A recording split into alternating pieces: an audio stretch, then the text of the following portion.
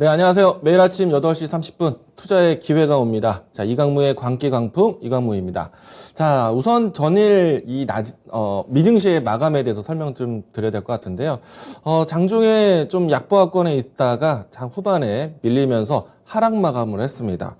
자, 이 때문에 오늘 우리 증시에 대한 출발에도 상당히 좀 긴장이 될 수도 있는데, 자, 우선은 나스닥 지수 차트 보면서 설명을 좀 드려보도록 하죠. 자, 지수 차트를 보시게 되면 그동안 많이 올라왔던 위치에서 좀 조정이 이틀 연속 나오고 있습니다. 자, 그리고 분봉상으로 보시게 되면은 이틀 연속 장 후반이 좀 부진한 모습으로 해서 시장이 밀리고 있는데, 자, 어제도 장 후반 오후장에서 밀리는 모습과 오늘도 장 후반에 막판에 밀리면서 끝나게 되었습니다. 자, 오늘 빠지게 된 이유가 미국 내에서 개인 소비 지표에 대한 부분들이 좀 발표가 됐는데 전달보다 좀 소비에 대한 부분들이 좀 많이 올랐습니다. 자, 이 때문에 인플레이션에 대한 우려로 해서 어제 하락을 했는데 사실 인플레이션에 대한 키워드를 좀 논하기에는 어제 미증시 시간 동안에 유가의 조정이 나왔습니다.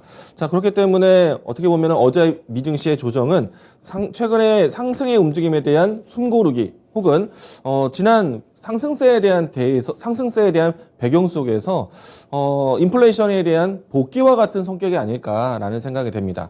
자, 유가에 대한 변동폭 좀 보도록 하죠. 자, 보시게 되면은 어제 장중에도 유가에 대한 조정과 반등으로 인해서 오늘 우리 증시, 그러니까 코스피에 대한 증시 등락이 연출되기도 했었는데, 자, 실질적으로는 지금 현재 100달러 선까지 좀 밀려 있는 상태입니다. 자, 지금 아침 시간대에도 100달러 선을 두고 계속적으로 좀 등락을 보이고 있는데, 자, 어떻게 보면은 어제 미증시에 대한 영향에 의해서 코스피에 대한 출발보다도 푸틴의 영향이 더 크지 않을까라고 생각을 합니다. 자, 전반적으로 오펙 플러스라든지 특히나 또 미국 내에서도 원유 증산에 대한 얘기가 나오고 있기 때문에 유가에 대한 변동성은 좀 제한적일 수도 있겠지만 푸틴의 에너지에 대한 루브라 결제에 대한 사인, 이 내용이 조금은 시장의 이 눈살을 좀 찌푸리기도 합니다. 자, 이 때문에 유가에 대한 변동성 계속해서 만들어줄 것 같고요. 뭐 예상해본다라면 100달러 선 전후로 해서 계속해서 등락을 거치지 않을까. 그러면 유가를 통해서 인플레이션 키워드 또 코스피에 대한 등락이 계속해서 좀 따라가는 흐름이 연출되지 않을까라고 생각합니다. 자, 그리고 오늘 일단은 시장에 대한 부분들은 어제 미증시에 대한 하락은 충격적이진 않았다라고 이야기 드리겠고요. 오늘 제가 준비한 키워드 보도록 하겠습니다.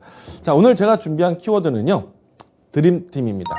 자, 사실 앞에 좀 더 부연 설명이 좀 필요한데 원전 드림팀입니다. 자, 원전 관련된 종목들을 오늘 아침에 보자라는 뜻이고요. 자, 어제 장중에 어제 낮 시간대에 윤석열 당선인의 인수위원회의 중간 보고가 있었습니다. 여기에서 뭐 다양한 분야에 대한 설명이 좀 많았었지만은 그 중에서 지금 이제 앞으로 새 정부에 대한 성격을 드러낼 수 있는 친원전에 대한 관련된 이야기들이 좀 나왔었고요. 원전 생태계 복원에 대해서 논의가 될 것으로 이야기가 되고 있습니다. 당연히 이제 이 원전 관련된 종목들을 좀 지켜보셔야 되는데, 다만 더 중요한 목표가 있습니다. 드림팀 구성에 대한 목표. 자, 올해 체코의 원전 사업에 대한 수주 목표를 가지고 있는데, 자, 드림팀이라는 키워드에 대해서 제가 준비를 해왔습니다. 자료를 하나 보도록 하겠습니다. 자, 이 드림팀이라는 거는 윤석열 당선인에 의해서 만들어진 것은 아니고요. 우리가 한때 자료 화면이 없나요? 네. 자, 우리가 한때 UAE라든지 그 밖에 주요 원전 해외 수주를 따냈을 때 우리는 항상 원전 드림팀이라는 것을 구성을 해왔습니다. 자, 보시게 되면은 과거에 원자력 발전 수주 프로젝트 대규모로 준비했을 때 드림팀이라는 키워드를 두었고요. 자, 그만큼 올해 그리고 앞으로에서의 원전 수주가 굉장히 중요한 목표다라고 얘기 드릴 수 있겠습니다.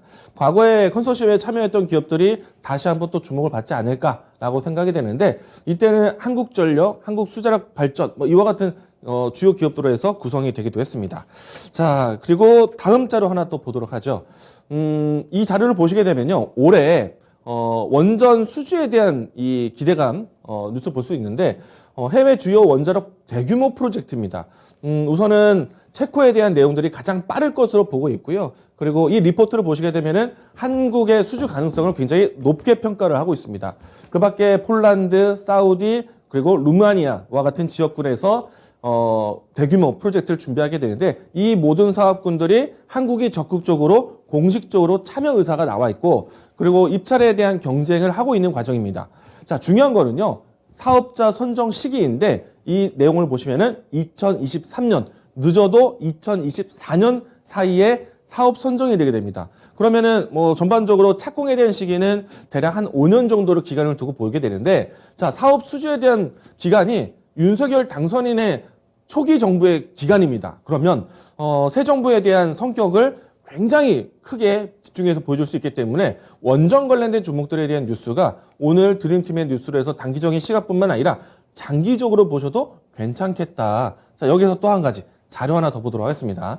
자, 이번에 체코에서 이 경쟁에 대한 이 밸류가요, 한국, 프랑스, 미국의 이 3파전인데, 자, 그동안에 이제 원자력 발전소 건설 제조사의 국가를 보시게 되면은 최근에 와서 한국의 이 원자력 수주, 이 원자력 참여에 대한 부분들이 굉장히 적극적입니다. 물론 이제 중요한 포인트에서는 중국과 러시아가 있는데, 중국과 러시아 같은 경우에는 자국의 기업들의 선정이 월등히 높습니다. 자, 그러면은 중국과 러시아를 제외한 주요 국가를 보시게 되면은 올해 같은 경우에는 프랑스의 역할도 있지만은 지금 현재까지 꾸준하게 단기적으로 한국의 원전 수주에 대한 참여가 굉장히 높다라고 보시면 좋을 것 같습니다.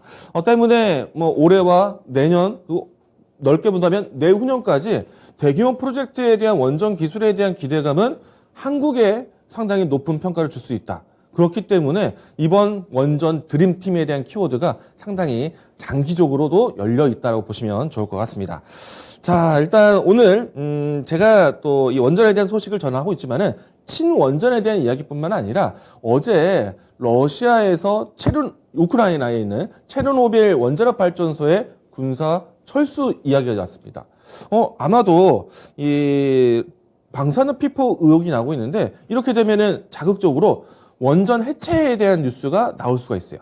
원전 해체에 관련된 종목들도 볼 수 있습니다. 그래서 오늘은 드림팀에 대한 키워드와 원전 해체에 대한 내용들을 동시에 받을 수 있는 종목들 함께 보시면 좋을 것 같고요. 자, 그러면 오늘 제가 준비한 추천주 보도록 하겠습니다. 자, 제가 오늘 준비한 종목은요, 두산중공업입니다.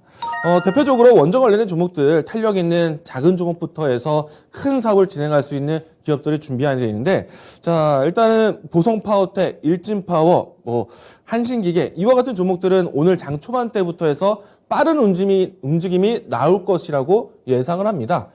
물론 이제 두산중공업도 출발이 나쁘지 않을 거라고 봅니다.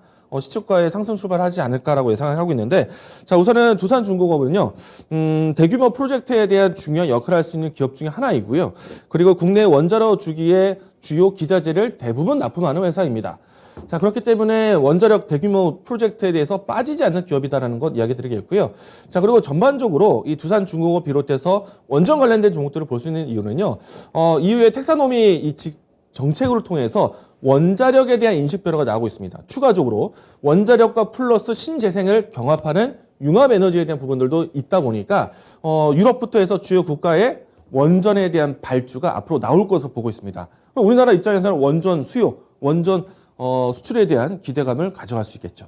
자, 그리고 두산중공업의 또 가장 또 매력적인 포인트는요, 원전에 대한 내용만 보지 않습니다. 신재생 에너지에 대한 관련된 뉴스도 볼 수 있겠고, 그리고 일찌감치 체코와 함께 SMR, 그러니까 소형 모듈 원전에 대한 기자재 납품을 약속을 했습니다. 그렇기 때문에 두산중공업에 대한 모멘텀이 탄탄하다라고 할 수가 있겠습니다. 자, 그러면 두산중공업에 대한 가격 전략 주가 차트 보도록 하겠는데요. 자, 두산중공업을 보시게 되면은 다른 원전 관련된 종목보다는 추세가 완만합니다. 자, 우선은 비교 대상으로 해서 최근에 가장 강했던 한신기계 보도록 하겠는데, 주가가 상당히 위협적이죠. 예, 급등세 나옵니다. 자, 오늘 트레이딩 관련해서 준비를 하신다라면은 한신기계, 일진파워, 보성파워텍 보셔도 좋겠고요. 일단 저는 두산중공업을 이야기 드리면서 추세적으로 좀 장기적으로 이야기를 드리고자 합니다. 자, 보시게 되면은 지금 최근에 와서 다중바닥을 좀 계속해서 확인한 모습이었고요. 추세의 움직임이 꾸준하게 장기 이평선 따라서 우상향하고 있습니다. 자, 그런데 두산중공업에 대한 과거 차트를 한번 보도록 하겠는데, 크게 한번 보도록 하겠습니다. 자, 이평선에 대한 흐름들이 정배열 전환되고 있는 모습인데, 이 모습은 과거에도 마찬가지였습니다. 자, 굵게 검은색으로 그렸던 이평선이 장기 이평선인데, 이 주가가 밀릴 때도 장기 이평선에 대한 흐름에 따라서 밀렸고, 그리고 올라갈 때도 장기 이평선에 대한 흐름을 타면서 올라왔습니다. 그렇기 때문에 지금의 위치에서 장기 이평선이 턴어라운드, 곡선을 그리면서 바닥을 확인하고 반등하는 추세이기 때문에 이평선에 대한 도움, 주가 기술적으로도 장기적으로 보셔도 괜찮겠다라고 이야기 드리겠습니다. 자, 이 종목 같은 경우에는 방송으로 오늘 시초가 접근 이야기 들어가 하겠는데 시청자분들은 박스권 대응하셔도 좋을 것 같고요. 자, 오늘 매수가는 시초가 그리고 목표 가격은 1차적인 박스권에 대한 상단 26,000원 제시하도록 하겠습니다. 손절 라인 때는 18,000원 제시하도록 하겠고요. 오늘 원전에 대한 키워드 원유 관련된 종목들 변동성 나올 것으로 보고 있습니다. 참고하시기 바라겠습니다.